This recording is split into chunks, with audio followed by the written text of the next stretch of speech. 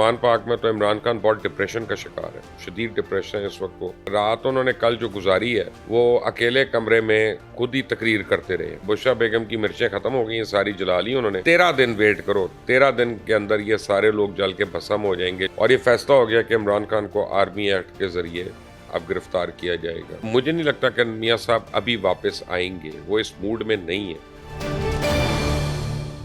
अस्सलाम वालेकुम नाज़रीन, आप देख रहे हैं मुबश्शिर लुक़मान यूट्यूब चैनल। मैं हूं महविश तबस्सुम।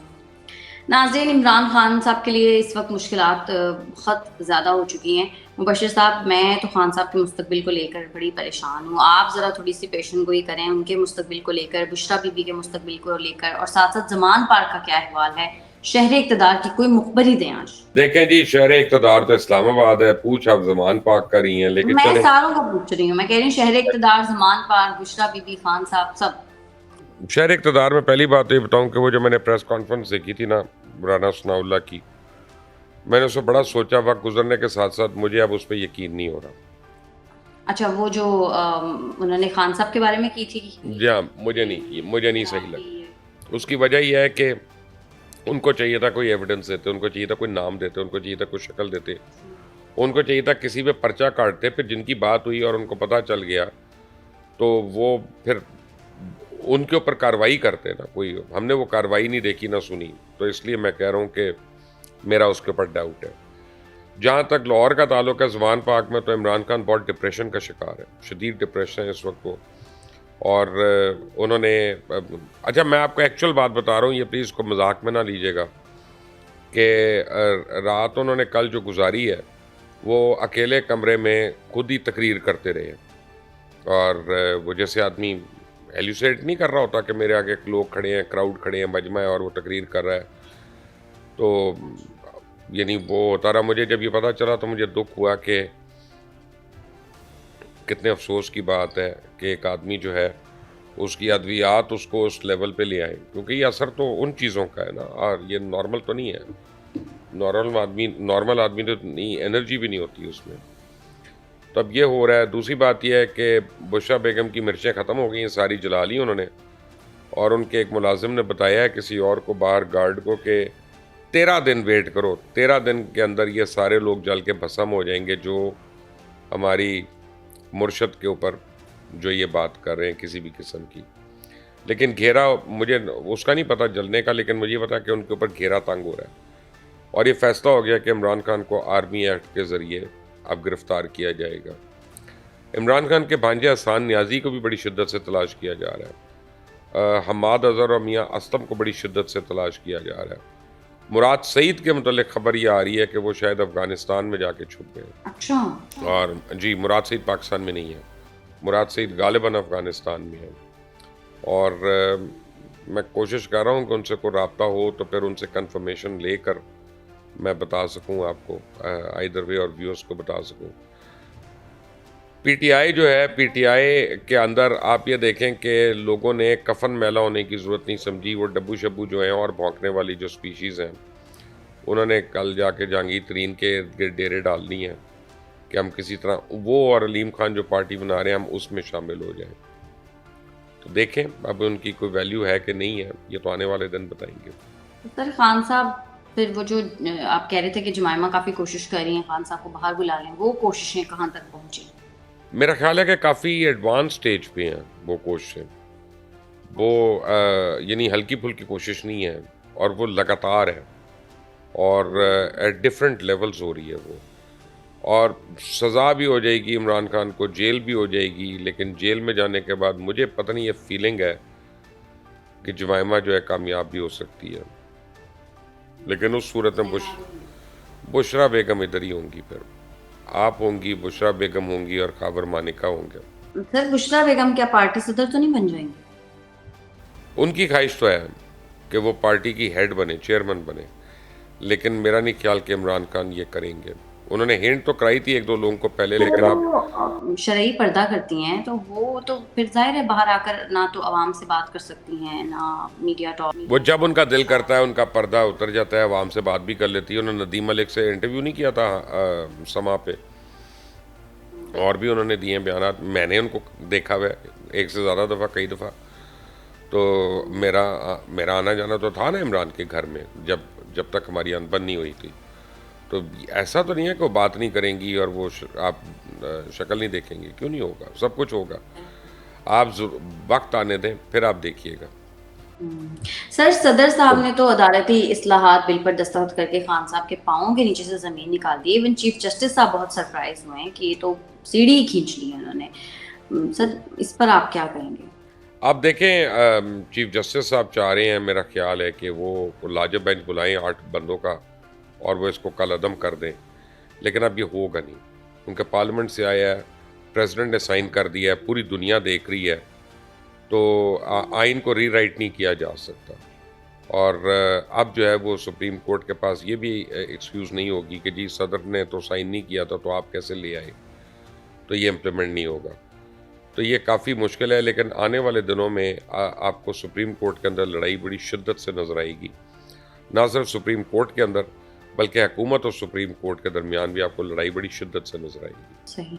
सर, खबरें ये भी हैं कि सदर आरिफ अलवी साहब ने कोई पस्से पर्दा डील कर लिया है, क्योंकि इससे पहले तो उन्होंने 2 बार दस्तखत नहीं किए थे इस्लाहात पर और अब उन्होंने दस्तखत कर दिए। आपके ख्याल में ऐसा हुआ होगा? देखें, डील जो है ना, एक तो ये है ना कि वो उनके इस्तीफे के मुतालिक खबरें आ रही थी, मैं नहीं समझता कि वो सही है। उसकी वजह है कि सदर आरिफ अलवी जो है वो अपनी बीमारी का बहाना करके, अपनी अपनी और पर्सनल बहाना करके तो रिज़ाइन कर सकते हैं। वो 9 मई की मजम्मत करते हुए नहीं कर सकते कि जी मैं इसलिए पार्टी से अलग हो रहा हूँ, ओहदे से। उनका पार्टी और ओहदा तो है ही नहीं कोई, क्योंकि वो सदर है। और सदर पाकिस्तान ने अगर ये कर दिया तो फिर वो तो आर्टिकल 6 के ज़ुमरे में आ जाएंगे कि बहैसियत सदर ये एक पार्टी को सपोर्ट कर रहे थे। तो वो नहीं मेरा ख्याल कि वो करेंगे। और काफ़ी कुछ हो सकता है, लेकिन आरिफ अलवी इस वक्त बहुत सीरियस अंडर प्रेशर में है और वो निकलने का रास्ता ढूंढ रहे हैं, उनको रास्ता नहीं मिल रहा। सर, ये खान साहब जो हैं ये पुरानी कुछ फेक वीडियोस शेयर कर रहे हैं। वो ये साबित करने की कोशिश कर रहे हैं कि ख़वातीन की जो इज्जतें हैं वो जेलों में महफूज नहीं है। सर, वो ऐसा क्यों करने की कोशिश कर रहे हैं? लेकिन अब ऐसा तो वो बदनाम करने की कोशिश कर रहे हैं। इमरान खान को इससे गरज ही नहीं है, सच है झूठ है, अब सही है गलत है, वो उसको बस अपने मर्जी की पब्लिसिटी चाहिए, हर रोज़ उसको कोई न्यूज़ चाहिए। अब एक फेक खबर उसने शेयर की जिसमें खातून पति का जिक्र कर रही है, वो बाद में पता चला कि वो खातून अपने शौहर के मुतल्लिक की बात कर रही है कि उसके शौहर उसके ऊपर तशद्दुद करता है और ये करता है, और वो उसका जिक्र कर रही है। और ये वाक़या भी 2 साल पुराना है। फिर एक उन्होंने ट्वीट कर दी कि जनाब वो मेरे एक MPA को उसने जब इनकार किया छोड़ने को, उसकी गाड़ियों को आग लगाई जा रही है। वो ट्वीट भी 2 साल पुरानी है कोई, और नौशहरा की है, वहाँ की नहीं है जहाँ खान साहब कहते हैं। बल्कि उनको इतनी सुबकी हुई कि उन्होंने फिर उस ट्वीट को डिलीट कर दिया। इससे मैं आपको बता रहा हूँ, जो मैंने को पहले बात की थी ना, माइंडसेट की, अकेले बातें करने की, तकरीर करने की, डिप्रेशन, एंग्जाइटी, वो सारी बातें आपको समझ आना शुरू हो जाएंगी। तो सर, आप कह रहे हैं कि आपको राना सनाउल्लाह साहब की प्रेस कॉन्फ्रेंस सही नहीं लग रही, तो फिर ये जो बातें आप बता रहे हैं इनको देख सुन के तो यही लग रहा है कि वो बातें सच थी कि नहीं, वो बातें सच नहीं है। बात यह है कि राना सनाउल्लाह जो हैं वो इनको प्रीएम्प्ट कर रहे हैं और ये जो हैं हर रोज़ एक नई कहानी दे रहे हैं। आज तो इमरान खान ने एक और, मैंने उनकी स्टेटमेंट सुनी, अब mother of all you turns दोबारा से आ गया, एक नई मदर आ गई है। पहले वो कह रहे थे कि एजेंसियों ने बंदे भेजे हैं जो GHQ के अंदर गए हैं। आज उनकी स्टेटमेंट आई है कि जी जब मुझे रेंजर्स ने पकड़ के लेके गए, फ़ौज मुझे पकड़ के लेके गई, तो ये एक फितरी अमल था कि मेरे सपोर्टर्स GHQ पे जाते। तो अब इसका मतलब वो एजेंसी वाली बात झूठ होगी, खुद ही मान गए कि आज मेरे सपोर्टर्स हैं जो गए थे वहाँ पे। तो एक नॉर्मल सेंसिबल आदमी की गुफ्तगू नहीं है माविश। मैं इतने दिनों से कह रहा हूँ, लोग समझ रहे हैं कि मैं सिर्फ बुक्स में ये बात कर रहा हूँ, मैं एक्चुअली उनकी हमदर्दी में बात कर रहा हूँ कि भाई पकड़ के उस शख्स का टेस्ट करो, उसका इलाज कराओ। Sir, supreme court review judgement and order act के बाद नवाज शरीफ साहब के बारे में काफी चहमगोइयां की जा रही हैं। आपको लगता है कि अब नवाज शरीफ साहब वापस आ सकते हैं? नवाज शरीफ साहब केस ज़रूर जीत सकते हैं और उनकी नाअहली ख़त्म हो सकती है। जहांगीर तरीन की भी हो जाएगी, जैसे तलाल चौधरी की भी हो सकती है, दानियाल अजीज़ साहब की भी हो सकती है। लेकिन मुझे नहीं लगता कि मियाँ साहब अभी वापस आएंगे, वो इस मूड में नहीं है। मियाँ साहब सियासत करने के मूड में नहीं है। मियाँ साहब सिर्फ उतनी सियासत करना चाहते हैं जिससे उनकी बेटी जो है वो उनकी सियासी जानशीन बन के मुकम्मल तौर पे पावर में ना आ जाए। वो अपनी इनिंग्स के लिए नहीं सोच रहे अब वो अपनी बेटी का सोच रहे, मेरा जो ख्याल है। सर लेकिन आपने ये कहा ना कि जहांगीर तरीन और नवाज शरीफ साहब को इसका फ़ायदा हो सकता है, लेकिन जो कानून है आज़म नज़ीर तारड़ साहब, वो ये कहते हैं कि जहांगीर तरीन और नवाज शरीफ साहब को इसका फ़ायदा नहीं हो सकता। वो कहते हैं कि इसका वो चूंकि नजर सानी अपील ऑलरेडी कर चुके हैं, तो अब उनके पास ये राइट नहीं है, तो उनको इस कानून का कोई फ़ायदा नहीं होगा। अब वज़ीर कानून है, लॉयर हैं आज़म नज़ीर तारड़ साहब, तो उनको ऑब्वियसली कानून का मेरे से ज़्यादा पता है। तो अगर उन्होंने ये बात कही है तो फिर मेरी बात गलत है। नजर सानी की हमारे कानून में गुंजाइश मैं फिर उससे बहस ही नहीं करूँगा, क्योंकि उनको कानून का पता है, मुझे तो नहीं पता उतने कानून का। तो फिर मेरा अंदाज़ा गलत है। फिर आप आज़म नज़ीर तारड़ साहब की बात को सही लें, वही सही होगी। ठीक है सर, जहांगीर तरीन साहब और अलीम खान साहब की मुलाकात हुई और बड़े खुशगवार माहौल में मुलाकात हुई। आपको क्या लग रहा है सर, क्या पक रहा है पंजाब की सियासत में और अगले 72 घंटों में क्या कोई अहम ऐलान हो सकता है? खुशगवार तो माहौल में इसलिए हुई है कि दोनों जिससे दुखी थे वो उसके साथ वाले कमरे में मिर्चें जल रही थी, उसकी आंखों में भी लग रही होंगी ना। तो बाकी है कि उनकी पार्टी बनने जा रही है और वो मुस्लिम लीग जिन्ना जो है उसका अनाउंसमेंट करने वाले हैं ये।